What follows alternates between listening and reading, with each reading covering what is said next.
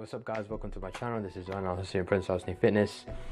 So those of you that have been following me on Instagram, that have been watching my videos, the recent ones in particular, you guys would have seen the levers, the freestyles, the reps, the aesthetics, and I'm sure you're thinking, you know what, I might get into calisthenics, but you're not 100% sure just yet. So for you guys, call me Darth Vader, because I'm going to bring you to the dark side. In this video, I'm going to give you several reasons why you should in fact start calisthenics. Alright, let's get into it. This is not a vacation. This is work. So the first reason, an obvious one, it can be done anywhere, anytime pretty much. You know, you don't really need the equipment that you use in the gym. You need the machines, the weights, the EZ bar, all of that stuff. Is mainly bodyweight exercises. So I mean, yeah, pretty much it can be done anywhere, anytime. The second reason, it is fun. Like it's a lot of fun. You know, whether you're doing even if you can't do a move, I think practicing that move is a lot of fun. Like whether it's doing a negative, like say like a front lever, you're starting off from the top and you're working your way down. It's quite good fun, you know, and the satisfaction you get when you actually get a move is an amazing feeling. So yeah, that's the second one. It's a lot of fun. Third one, and this is quite a good one, this is quite an important one, is a lot of times the strength that you gain from calisthenics will actually translate to weightlifting, but the strength you gain from weightlifting won't always translate to calisthenics. I'm going to give you an example here. This is a video of me bench pressing that I literally just did yesterday. Just want to mention real quick that I haven't actually bench pressed since that bodyweight chest workout video I did, and that was the 3rd of March. That was 3 months ago. And this is basically just to show that, you know, because all I've been doing for chest is different push-up variations, dips, knee tucked planche push-ups, stuff like that really. Some weighted calisthenics as well. But despite the fact that I still was able to do 100 kg with 5 reps, and this basically just goes to show that I can do calisthenics and maintain that strength, whereas it doesn't always go both ways. If I was just to do bench press, I probably wouldn't be able to do some of the calisthenics moves, the calisthenics chest exercises that I'm able to do.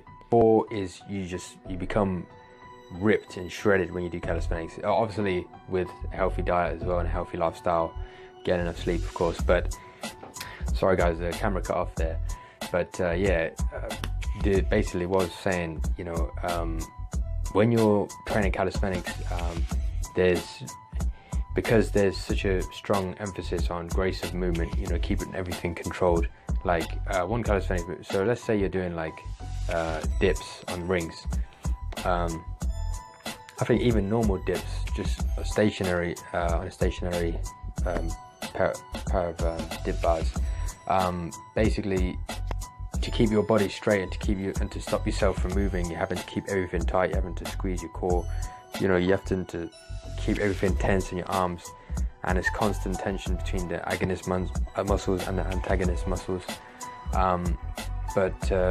Yeah, basically you're using certain types of muscle stabilizers that you wouldn't necessarily use in things like weightlifting and stuff, and that's just with like normal dips on the dip bars. But if you imagine doing dips on rings and you're constantly shaking, you know, like to be able to actually do it in a controlled movement and come back up, you know, you're using these muscle stabilizers that will give you a certain aesthetic look that you probably wouldn't find with weights and stuff.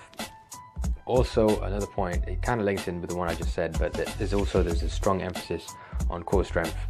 Now, poor posture is becoming a growing thing.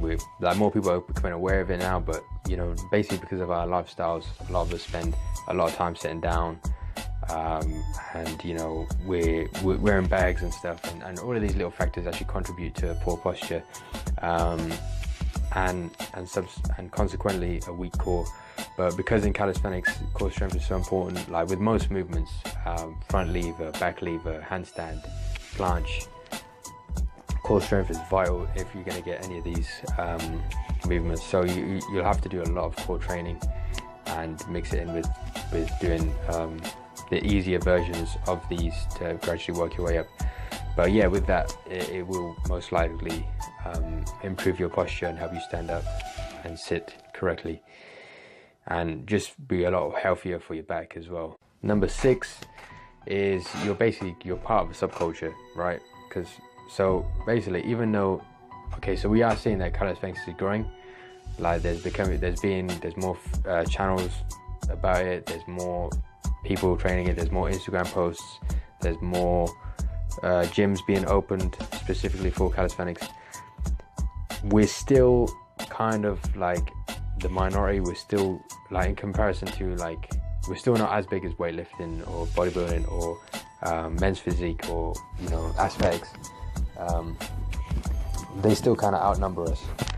So because there's less of you and it's quite rare to see, and you're part of that subculture, you're kind of like, it makes you stand out a lot more, which I think is quite cool, you know. And you know, you like in my gym in particular, right, there's probably about like 5 or 6 people that train calisthenics, including myself. So there's me, I'd say like 2 of them are my clients, and then I think there's another guy that trains calisthenics, and then we'll throw in Craig as well. Craig does gymnastics strength training, which is very similar to calisthenics, so we'll throw him in there as well. But yeah, and that's out of like 6,000 members, so there's 5 out of 6,000. Yeah, it's kind of like, and because it's so rare to see, you connect with people a lot better when you find out that they train calisthenics as well. It's like you instantly have something in common. Like, you can become friends with someone as a result of fitness, but if someone's into calisthenics as well, it's like not only are you guys both into fitness, but you're also both into calisthenics, so you're into the subcategory of fitness. So it is kind of cool, and you instantly connect really well with them. And lastly, so I just said about how it's not that big, but it is growing.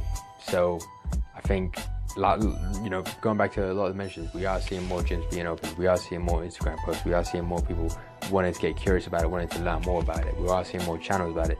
So it is a growing thing. So I think now is a really good time to get into it. So you'll almost be ahead of the curve, because I do think in the next 5 or 10 years, it will either be just below, in terms of, it will either be just behind like weightlifting or aesthetics, whatever you want to call it, or it will be on the same level. Yeah, maybe even over it. We don't know yet, but we'll see how the next 10 years go. But yeah, because of that, now is a really good time to get into it, because you'll be sort of like ahead of the curve. Like, I've been training this since that, and then everyone else is just starting to get into it. So now is a good time to get into it, definitely. Yes, and those are 7 reasons. I'll give you a bonus one. Sorry, it's actually going to be more than one. But yeah, basically, I asked my client, who I train calisthenics, to write down a bunch of positive outcomes that she's experienced since training calisthenics for myself. So yeah, one of them is just basically she's improved her confidence. She used to always wear black, but now she's getting more confident in wearing things like white jeans and even skirts as well. And yeah, that just goes back to what I was saying about how you develop the aesthetic side of it as well. Another one, she says she feels the fittest that she's ever been. Now, I must also mention that she has had 2 personal trainers in the past, and she works hard. Like, she's a runner. She does a lot of marathon runs. She does a lot of marathons, and yeah, for her to say that it's the fittest she's ever felt, I think it says a lot, definitely. You know, I mean, even my other client Jamie, I wanted to get him to write some stuff as well, but unfortunately he's away at the moment, and I haven't really been able to get a hold of him. But yeah, basically he's the one I did that video with a couple of months back. But yeah, he so as part of his job, he has to do the bleep test every so often, and yeah, he basically said that he'll usually train for it, but this time around he actually didn't train for it, and he said it was like the best time he ever got. Or I'm not sure if he said that. It was either the best time he ever got, or he aced it, or something like that. But yeah, and he didn't even train for it. You know, he's just training calisthenics with myself. So yeah, I thought that was pretty cool. You know, something else she said. I mean, I guess this one kind of does generalize to fitness in general most of the time, but she's basically saying that, like, she doesn't really count her food. I mean, she doesn't really count her calories, but she she's basically found that she's actually eating more now than she was before, but she's still dropping body fat percentage and dropping like inches around her body as well, dropping measurements. And the last one is just basically her saying that, you know, how the training style is unique. Once again, how I'm saying it's the subcategory, and just how we, rather than, you know, the goals are a bit more complex. It's not just how much weight can I lift, how many reps can I do more. It's, you know, working towards being able to hold an L-sit, or being able to hold a front lever, or being able to, you know, do things like even something like hanging leg raises, but emphasizing that slow controlled movement and going all the way above the head. And she's saying that she's finding that very motivating, and just because the goals are difficult, but you know that there's a certain type of satisfaction you get when you reach that goal. So that's basically what she's saying. And yeah, so a lot of what she said just kind of echoes what I was saying earlier. So you haven't just heard it from me, but you've heard it from someone else as well. Yeah, so that's plenty of reasons why you guys could get into calisthenics. I'm not really trying to say that calisthenics is superior than weightlifting or anything like that. I once made a 15-minute video as to reasons why I think that, you know, bodybuilding is good. You know, you can do it, it's fine. At the time I was still weightlifting, but, you know, it's just saying that, you know, because I mean, to say one thing is superior than another thing is like superior in what way? Because if you just want to build size and build muscle and build strength, then yeah, you can do weightlifting. That's fine. That's probably your best option. I mean, I think that is your best option. Sorry, but if you wanna develop aesthetics, primarily you want to develop movement and develop a really good strength to size ratio and aesthetics as a result of that, then I think calisthenics is your best option. But it's just going to show everyone's different. This video is mainly targeted at the people that are potentially interested in calisthenics, and I'm just giving you reasons why. But yeah, you know, if calisthenics can be quite daunting to start at the beginning. So if any of you guys are looking to get into it and you're in your local, you're in the area, you can just email me. I'm doing one-to-one sessions. I'm looking to start teaching classes soon once I find a decent place to do it in. But if not, you know, you guys can just subscribe to this channel. I'm looking to do a lot more tips, tutorials, and advice to help you guys get better at calisthenics. Well, until the next video, I'll see you guys next time.